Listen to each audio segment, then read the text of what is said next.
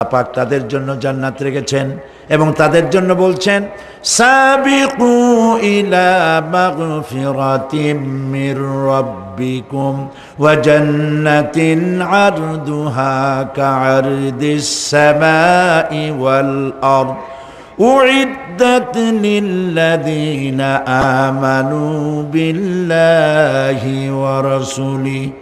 আল্লাহ পাক বলেন প্রতিযোগিতা করো আল্লাহর মাগফিরাত কামনার জন্য আর জান্নাতে যাওয়ার জন্য প্রতিযোগিতা করো, আল্লাহর রহমত পাওয়ার জন্য সৎ কাজের প্রতিযোগিতা করো, তাহলে আল্লাহ রাব্বুল আলামিন তোমাদেরকে ক্ষমা করবেন আর তোমাদের জন্য এমন জান্নাত দিবেন যেই জান্নাত আকাশের বিশালতার জমিনের বিশালতার মতো। এই বিরাট জান্নাত তোমাদেরকে দিবেন।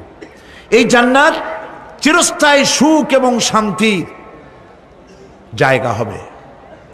মাসালুল জান্নাতিল্লাতী উইদাল মুত্তাকুন ফিহা আনহারুম মিন মাইন গায়রি আসিনিন ওয়া আনহারুম মিন লাবানিন লাম ইয়াতাগায়্যার তা'আমুহু। আল্লাহ পাক বলছেন জান্নাত আল্লাহ পাক ওয়াদা করেছেন মুত্তাকিদের জন্য। আল্লাহ পাক জান্নাত দিবেন যে জান্নাতের ভেতরে রয়েছে মধুর প্রস্রবণ, রয়েছে দুধের প্রস্রবণ, রয়েছে সেখানে স্বচ্ছ পানীয় পানির প্রস্রবণ রয়েছে। এই সুন্দর জান্নাত ঝর্ণা ধারা আল্লাহ পাক সৃষ্টি করেছেন, বাগ বাগিচা দিয়ে ভরে রেখেছেন জান্নাত। সেই জান্নাতে জান্নাত হবে এয়ার কন্ডিশন, রৌদ্রের তাপ হবে না, সেখানে রৌদ্রের খরতাপ হবে না, সেখানে ঠান্ডার প্রচণ্ডতা থাকবে না। কিরকম হবে জায়গাটা?